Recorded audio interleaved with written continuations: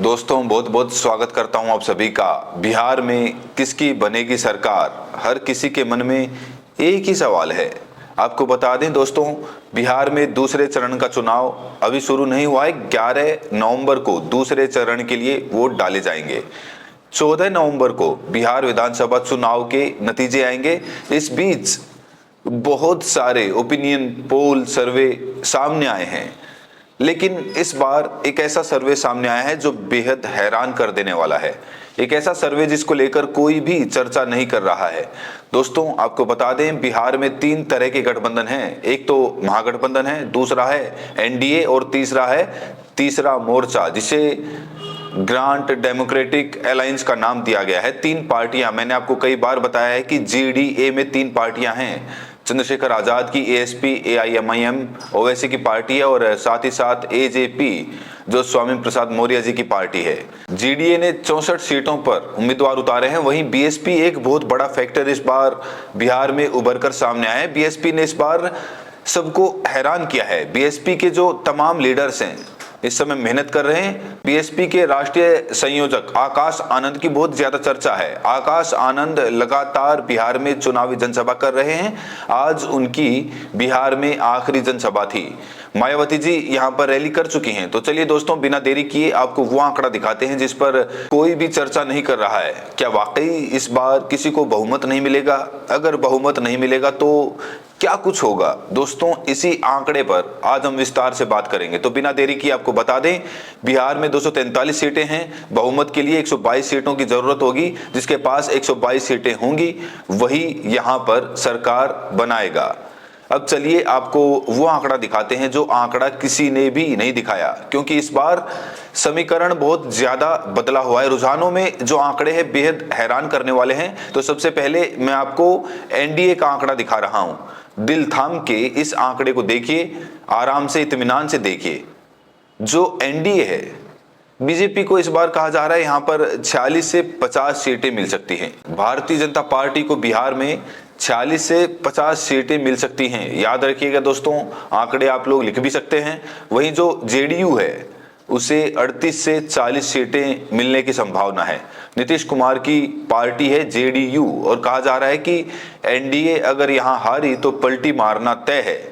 वहीं एलजेपी को 2 से 3 सीटें इस बार बिहार में मिल सकती हैं। चिराग पासवान की पार्टी है। जीतन राम मांझी की पार्टी का नाम है हम। इन्हें 1 या 2 सीटें मिल सकती हैं। तो कुल मिलाकर देखा जाए तो एनडीए को 80 से 85 सीटें मिल रही हैं।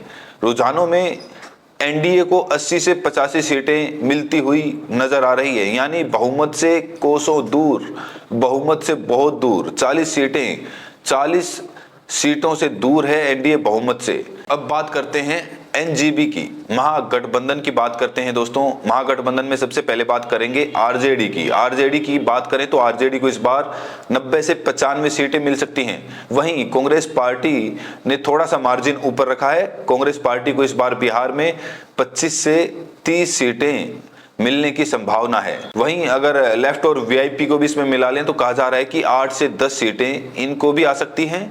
और कुल अगर आप आंकड़ा जोड़ देंगे तो 115 से 120 ये आंकड़ा पहुंच जाता है। तो दोस्तों आप देखिए, दोनों आंकड़े एनडीए और महागठबंधन के आंकड़े आप देखेंगे तो किसी को भी बहुमत नहीं मिल रहा है। इसीलिए कहा जा रहा है कि इस बार त्रिशंकु विधानसभा बिहार में बन सकती है।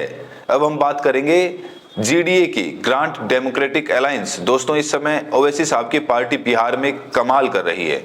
बहुत बेहतरीन चुनाव लड़ा है ओवैसी जी ने बिहार में। खास तौर से सीमांचल के इलाके में अच्छा प्रदर्शन करते हुए नजर आ रही है उनकी पार्टी। और इस बार एआईएमआईएम को बहुत ज्यादा इजाफा होने जा रहा है।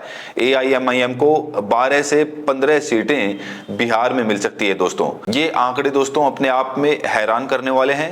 एएसपी की बात करूं और एजेपी की बात करूं, मौर्य जी और आजाद समाज पार्टी की, तो इनको 1 या 2 सीटें बिहार में मिल सकती हैं। वैसे चंद्रशेखर आजाद लगातार बिहार में चुनावी जनसभा को संबोधित कर रहे हैं। तो एएसपी स्वामी प्रसाद मौर्य को कहा जा रहा है कि 1 या 2 सीटें इन्हें भी मिल सकती हैं। वहीं अगर मैं जन सुराज पार्टी की बात करूं तो जन सुराज को 2 से 3 सीटें मिल सकती हैं। जन सुराज को 2 से 3 सीटें मिल सकती हैं। और अगर मैं अन्य की बात करूं तो अन्य को 1 से 5 सीटें बिहार में मिल सकती हैं। तो दोस्तों इन तमाम आंकड़ों को देखिए और समझिए कि ये आंकड़े बता रहे हैं कि इस बार बहुमत बिहार में किसी को नहीं मिलेगा। ये पहली बार ऐसा आंकड़ा सामने आया है जहां किसी को बहुमत नहीं मिल रहा है और इसमें तीसरी पार्टी जो बन रही है वो बीएसपी है। अगर बीएसपी को देखा जाए तो बीएसपी को इस बार बिहार में अच्छी खासी सीटें मिल सकती हैं। सर्वे और ओपिनियन पोल में ये लगातार दावा किया जा रहा है कि बीएसपी को 15 से 18 सीटें मिल सकती हैं, यानी बीएसपी बिहार में फाइटिंग करती हुई नजर आ रही है। अब बड़ा सवाल ये है, अगर महागठबंधन की सीटें घटती हैं बहुमत के लिए, आंकड़ा नहीं पहुंच पाता है, तो वो किससे मदद मांगेगी? यहाँ ओवैसी भी हैं और इधर बीएसपी भी है। कहा जा रहा है कि इस बार इंडिया गठबंधन के तमाम नेता जो हैं वो बीएसपी पर टारगेट भी कर रहे हैं। इसीलिए नहीं टारगेट कर रहे क्योंकि बीएसपी वहां मजबूत है। हालांकि एआईएमआईएम और इंडिया गठबंधन में बहुत ज्यादा ठना हुआ है इस बार। ओवैसी इंडिया में जाना चाहते थे लेकिन उन्हें नहीं लिया गया।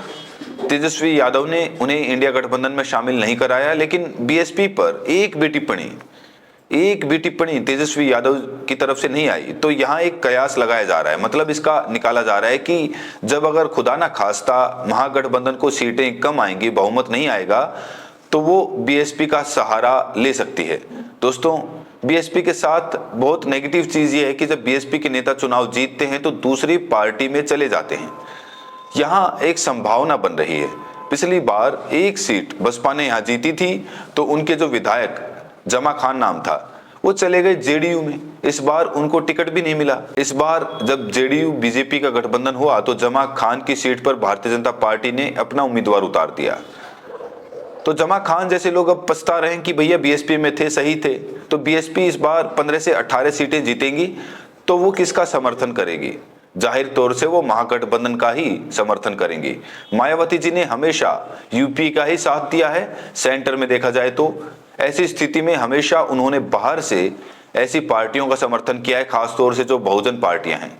और इस बार भी कहा जा रहा है कि मायावती जी महागठबंधन को ही समर्थन करेंगी। लेकिन बीएसपी के विधायकों से इस बार लोग यही अपील कर रहे हैं, भाई जीतना तो फिर पाला मत बदलना, क्योंकि पाला बहुत बदलते हैं बसपा के जो विधायक होते हैं। जीतते हैं, हाथी सिंबल पर चले जाते हैं कहीं और, लेकिन कहा जा रहा है इस बार नहीं होगा।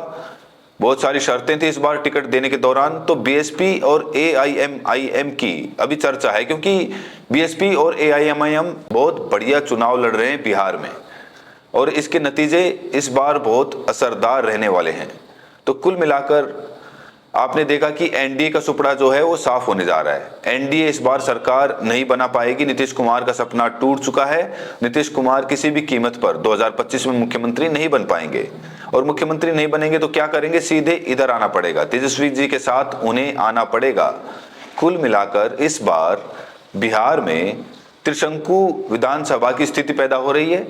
उस दौरान कहा जा रहा है कि सरकार बनेगी, तेजस्वी यादव मुख्यमंत्री बनेंगे अगर वो इन दलों को अपने साथ ले लेते हैं तो। बहरहाल दोस्तों इस वीडियो में इतना ही। आप बताइए इस बार बिहार में किसकी सरकार बनेगी? प्रतिक्रिया जरूर दें और साथ में ये भी बताएं कि आप ये वीडियो देश के किस कोने से देख रहे हैं। बहुत बहुत शुक्रिया।